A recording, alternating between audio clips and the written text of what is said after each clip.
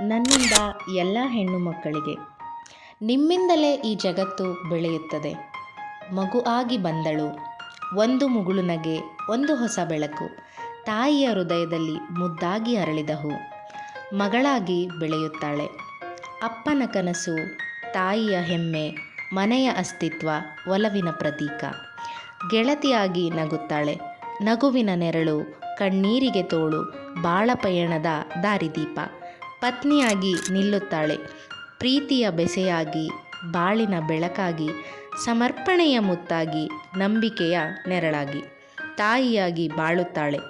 ಮಮತೆಯ ಸಾಗರ, ತ್ಯಾಗದ ಗಂಗಾ, ಸಹನೆಯ ಶಿಲೆ, ಹೊಸ ಜೀವನಕ್ಕೆ ತಾಯಿ. ಶಿಕ್ಷಕಿಯಾಗಿ ಹಚ್ಚುತ್ತಾಳೆ. ಅಕ್ಷರಗಳ ದಾರಿ ತೋರಿಸುವ ದೀಪ, ಕತ್ತಲ ಮುರಿಯುವ ಬೆಳಕು, ಜ್ಞಾನವನ್ನೇ ಉಸಿರಾಗಿಸುವ ಶಕ್ತಿ. ನಮ್ಮ ಚಾಲಕಿಯಾಗಿ ಗುರಿಯತ್ತ ಸಾಗುತ್ತಾಳೆ. ಧೈರ್ಯದ ಹೆಜ್ಜೆಯಾಗಿ, ದಿಕ್ಕು ತೋರಿಸುವ ದೃಷ್ಟಿಯಾಗಿ, ಬದುಕಿನ ಪಯಣದ ದಾರಿದೀಪವಾಗಿ, ಅಡುಗೆ ಕಾಯ ಆಗಿ ಮನೆಯ ತುಂಬುತ್ತಾಳೆ. ಪ್ರೀತಿಯ ರುಚಿಯಾಗಿ, ಒಲವಿನ ಪರಿಮಳವಾಗಿ, ನಗುವಿನ ಸವಿತಂದು ಮನೆಯನ್ನು ಹೊತ್ತಿ ಹಚ್ಚುವ ಬೆಳಕಾಗಿ. ಅಜ್ಜಿಯಾಗಿ ಜೋಗುಳ ಹಾಡುತ್ತಾಳೆ. ಪ್ರೀತಿಯ ಮಡಿಲಾಗಿ, ಅನುಭವದ ಬೆಳಕಾಗಿ, ಕತೆ ಕಾವ್ಯಗಳಲ್ಲಿ ತನ್ನ ಬಾಳನ್ನು ಬರೆದು ಬಿಡುತ್ತಾಳೆ.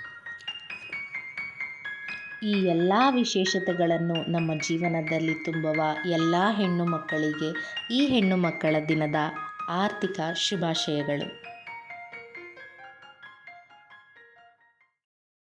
ಆದರೆ ಸೌಜನ್ಯ, ಅವಳ ಕನಸು ಮುರಿಯಲಾಯಿತು, ನಂಬಿಕೆ ತುಂಡಾಗಲಾಯಿತು. ಇದು ಈಕೆ ಒಬ್ಬಳ ಕಥೆಯಲ್ಲ, ಇವಳ ರೀತಿ ಅನ್ಯಾಯಕ್ಕೊಳಗಾದ ಎಲ್ಲ ಹೆಣ್ಣು ಮಕ್ಕಳ ಕತೆ.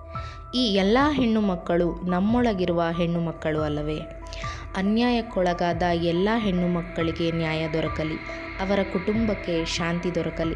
ಈ ಮಹಿಳೆಯರ ದಿನ ನಾವೆಲ್ಲರೂ ಇದೇ ಅವರೆಲ್ಲರಿಗೆ ಕೊಡುವ ಉಡುಗೊರೆ. ನೀವು ತಾಳ್ಮೆಯ ಮೂರ್ತಿ, ಪ್ರೀತಿಯ ಹೊಳೆ, ಬಾಳ ಸೌಂದರ್ಯ, ಪ್ರಜ್ಞೆಯ ಬೆಳಕು. ಎಲ್ಲರಿಗೂ ವಿಶ್ವ ಮಹಿಳಾ ದಿನಾಚರಣೆಯ ಶುಭಾಶಯಗಳು.